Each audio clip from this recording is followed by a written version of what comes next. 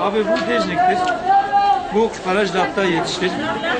Biz 3 arkadaşız, 3 tane ortağız. 2 tane ortağız gidip dağ taraflarında, dağlık alanlarında bunları topluyorlar.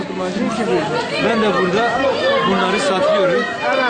Geçim kaynağımızı bunlardan sağlıyoruz.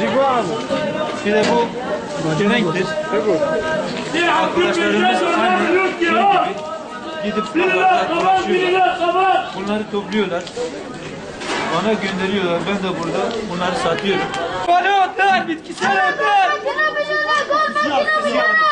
Siyah. Bana doğan bir şey mi?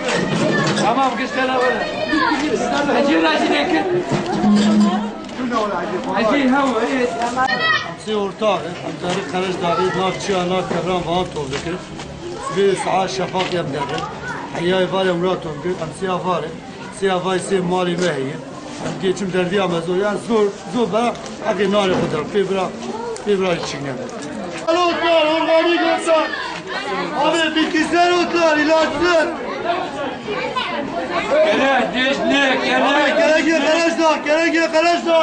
Abi bak gerek zaten. Ak bandırı. Amri koyu derdik Karacadağ'ı. Tam ay paşı. Ana miskada. Na miskaya bak punge. Bak Karaj derdik. Bak Karacadağ'ı derdik abi. Number kaniya derdik abi. Bu Dejnik'i.